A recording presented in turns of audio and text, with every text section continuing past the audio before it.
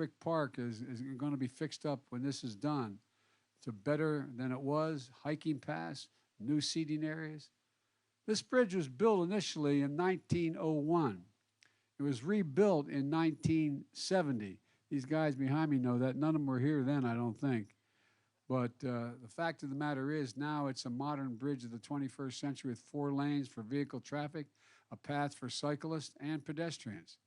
This project has supported over 100 jobs, good paying construction union jobs. Laborers, carpenters, cement masons, so many more. The contractor delivering this project, by the way, has been a company that's been owned by the same family for 4 generations.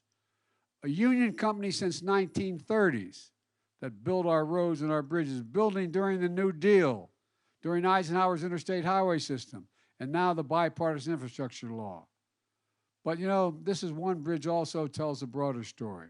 There are nearly 45,000, say it again, 45,000 bridges across this country in poor condition. In Pennsylvania alone, there are 3,100 bridges, 7,500 miles of highway in poor condition.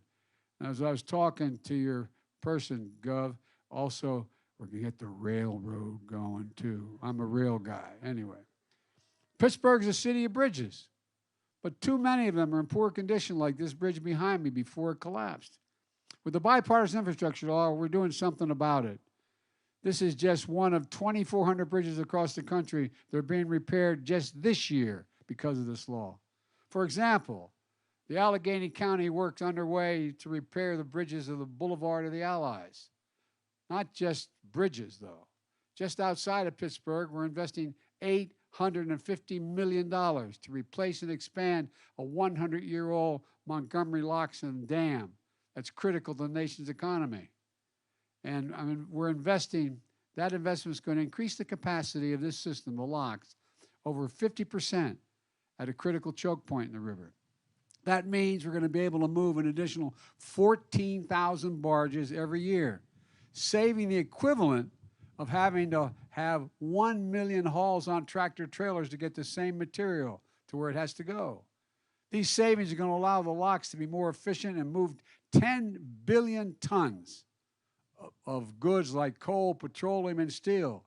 As a consequence, we're lowering the cost of transporting these materials, but just as important, we're going to reduce emissions that could come from the trucks and trains hauling it over reduce it by 3.5 million tons of CO2 a year. Cutting pollution in the air we breathe. This is good for the economy and the environment and public health. And Bobby, I promised you, he'd been on my back to get this done since I got elected president. Don't forget the locks, John. So I just think, I'm not sure how we're going to do this, but so long as I couldn't say no, so we get the money for the locks project done, I think we should call it Casey's Lock. I don't know. But Bobby, you have been, for a Scranton guy to worry about the locks in this side, anyway. In the Hill District of Pittsburgh, we're providing funding to revitalize the area by making sidewalks and streets safer for pedestrians and drivers and connecting communities that suffered for decades for lack of investment. And thanks to the infrastructure law, Pennsylvania's going to get $170 million over 5 years to build out the electric charging stations that are going to be available to all the electric vehicles that are going to be on the road. And that's just what we need because half of the new car sales in America are going to be electric by the end of this decade.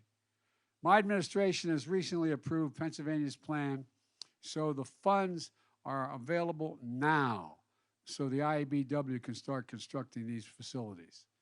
We're putting $20 million in a new 7,000 square foot terminal at the Pittsburgh Airport to include upgrades to the security screening, baggage check system, so it's easier and more efficient to catch your flight.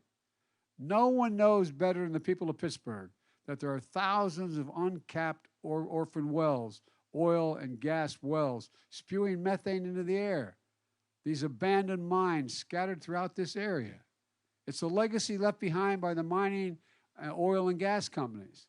When the wells and fields went dry, the companies left, left it for people of Pennsylvania to clean it up. Well, guess what? we're going to clean it up. Now my Department of Interior is sending Pennsylvania close to, and Connor, I know you worked on this, close to $350 million this year to cap the wells and reclaim the abandoned mine lands and polluted waterways, creating good-paying jobs in the process for the folks in the same communities that dug the wells in the first place. In addition, we're investing at least $100 million in Pennsylvania to get high-speed internet across the state, in every part of the state, urban, suburban, and rural. And no one's going to be left behind. 21% of Pennsylvania families don't have home internet connections. But never again should a parent have to drive their kid to a McDonald's parking lot and sit there to connect to McDonald's internet so they could do their homework. Not a joke. You saw it happening. In addition, there are over 150,000 lead service lines carrying water to homes and schools in Pennsylvania, and over 7,000 in Pittsburgh. This impacts children's brain development. I mean, for real. It's a hazard to their health. You can't have this in Pennsylvania. We can't have this anywhere in America. Now Pennsylvania is going to get $87 million to replace these lead pipes because every person, every child in this country should have access to clean, safe drinking water.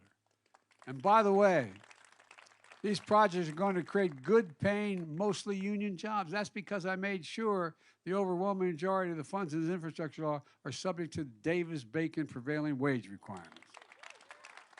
I said when I ran, we're going to build a country from the bottom up and the middle out, not the top down. When the middle does well, the wealthy do very well. So this law is about more than rebuilding our infrastructure. It's about rebuilding the middle class, something John knows a lot about and talks a lot about.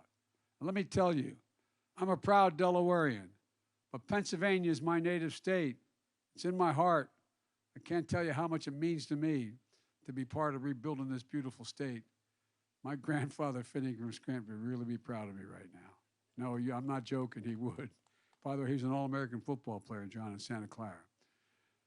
You know, I started my campaign for president here in Pittsburgh because there's no better place to talk about rebuilding the backbone of America, the middle class. After I accepted my party's nomination, Pittsburgh was my first major stop.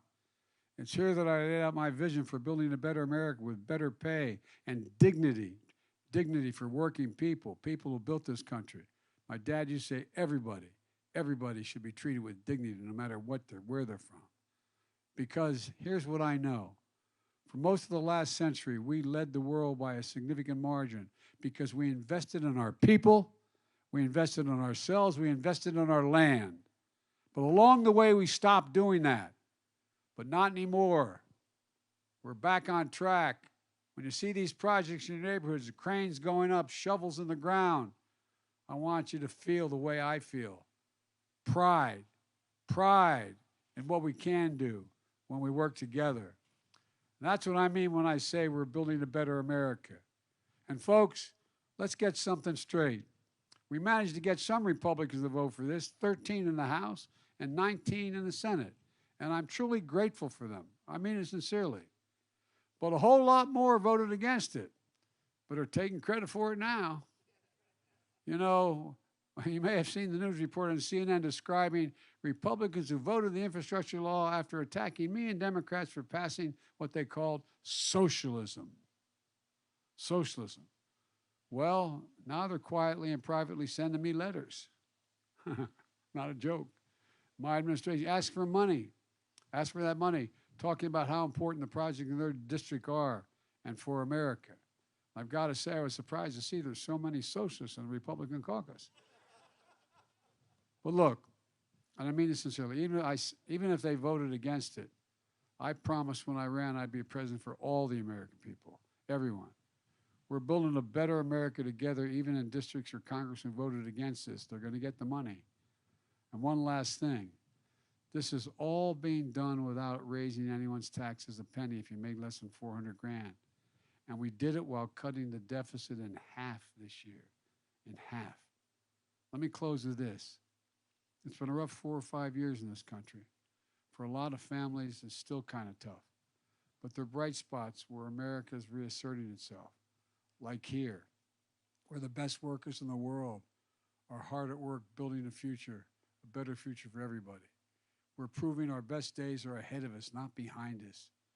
We just have to keep it going, and we know we can. I have never been more optimistic about America's future than I am today, and I really mean that. Just remember, we got to remember who we are. We are the United States of America. There's nothing beyond our capacity if we work together. This is an example of. So God bless you all, and may God protect our troops, and thank you for what you've done, particularly all the workers here.